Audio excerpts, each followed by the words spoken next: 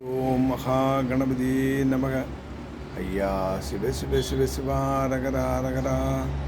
வணக்கம், நான் உங்கள் நெல்லை ஜோதிடர் ராதாகிருஷ்ணன் பேசுகிறேன். இன்றைய பதிவிலே முக்கியமாக 29/3/2025 நடக்கப் போகும் 6 கிரக கூட்டுகளை மீன ராசியிலே ஏற்படக்கூடிய பலன்களை பற்றி இந்த பதிவிலே நாம் பார்க்கலாம். வருகின்ற 29/3/2025 திருக்கணிதப்படி சனிப்பெயர்ச்சி இரவு 9 மணிக்கு மேலே கும்பராசியிலிருந்து மீனராசிக்கு பயிற்சி ஆகிறார். ஆனால் வாக்கிய கணிதப்படி சனிப்பெயர்ச்சி என்பது அடுத்த வருடம் மார்ச் 6ஆம் தேதி 2026 நடக்க உள்ளது. எனவே இதில் இருவேறு கருத்துகள் நிலவிய போதிலும் 29/3/2025 அன்று சூரியன், சந்திரன், சுக்கிரன், ராகு மற்றும் 7 கேது ஆகியவை மீனராசியிலே ஒன்று கூடுகின்றன. திருக்கணிதப்படி சனியும் புதனும் ஆக மொத்தம் 6 கிரகங்கள் சேர்க்கை ஏற்படுகிறது. ஏற்கனவே 2019 தனுசு ராசியிலே 6 கிரக கூட்டுகள் ஏற்பட்ட பொழுது உலக நாட்டுக்கே அழிவாக கொரோனா உற்பத்தியானது. அதே போன்று இன்று நீர் ராசியாகிய மீன ராசியிலே இந்த கிரக கூட்டுகள் சேர்வது அத்தகைய நன்மை இல்லை.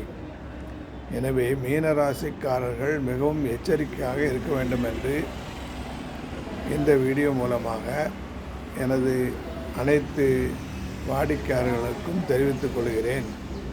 பூரட்டாதி நட்சத்திரம், உத்திரட்டாதி நட்சத்திரம், ரேவதி நட்சத்திரத்தில் இருப்பவர்கள் அன்று சூரியன், சந்திரன், ராகு, சுக்கிரன் மற்றும் சனி ப்ளஸ் புதன் திருக்கணிதப்படியும் மற்றும் பாக்கியப்படி சூரியன், சந்திரன், சுக்கிரன், ராகு ஆகிய 4 கோள்களும் மீனராசியிலே நீர் ராசி என்று சொல்லக்கூடிய இடத்திலே காலபுருஷ தத்துவத்திற்கு மேஷத்திற்கு 12ஆம் வீடு என்று சொல்லக்கூடிய இடத்திலே ஒன்று கூடுகையால் அன்று கிரகணமும் ஏற்பட இருக்கிறது. ராகு அன்று சூரியன், ராகு உத்திரட்டாதியிலே பயணம் செய்யும் பொழுது சந்திரனும் பயணம் செல்வதனாலே இந்த நட்சத்திரக்காரர்கள் பூரட்டாதி, உத்திரட்டாதி, ரேவதி ஆகிய நட்சத்திரக்காரங்கள் 29ஆம் தேதி கிரகண அமைப்பு மத்தியானம் 2:30 மணியிலிருந்து 4:30-5 மணி வரை இருக்கிறது. எனவே 29ஆம் தேதி மார்ச் 2025 மதியம் 2:30 5 மணி வரைக்கும் எந்தவித உணவுகளையும் எடுத்துக்கொள்ளாமல் இருப்பது நல்லது. கிரகணம் இந்தியாவிலே தெரியாது என்பது இருந்த போதிலும் அந்த தோஷத்தினுடைய அமைப்பு சற்று பலன்களை தரத்தான் செய்யும். எனவே இந்த நட்சத்திரக்காரங்கள் பூரட்டாதி, உத்திரட்டாதி, ரேவதி நட்சத்திரக்காரர்கள்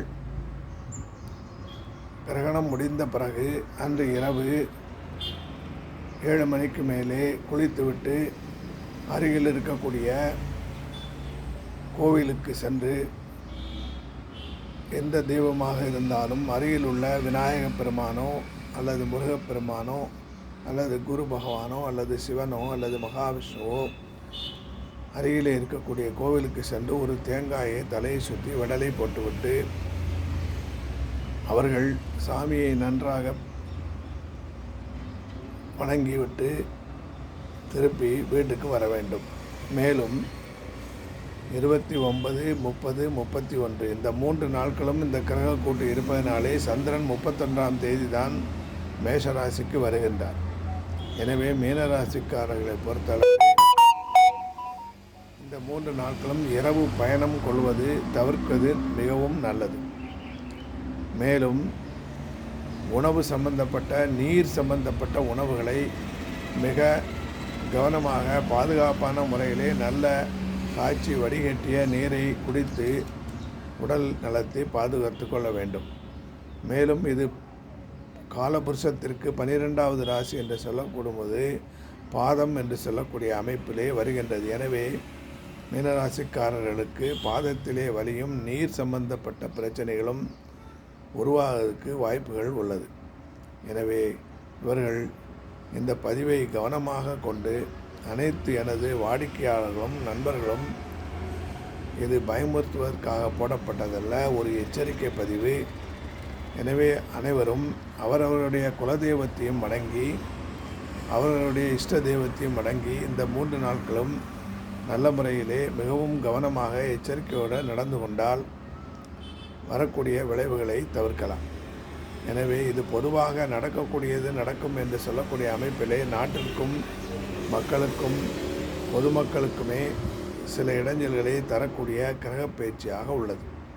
எனவே இதை கருத்தில் கொண்டு அனைவரும் மிகவும் கவனமாக இருக்குமாறு கேட்டுக்கொண்டு அனைவரும் பயன்பெற வேண்டும். இதுவே என்னுடைய நோக்கம். வெகு நாட்களாக வீடியோக்கள் போட முடியாமல் சற்று வேலைப்பொழுது தாமதமாகவும் நான் வெளியூரில் இருப்பதனாலும் இதை பண்ண முடியவில்லை.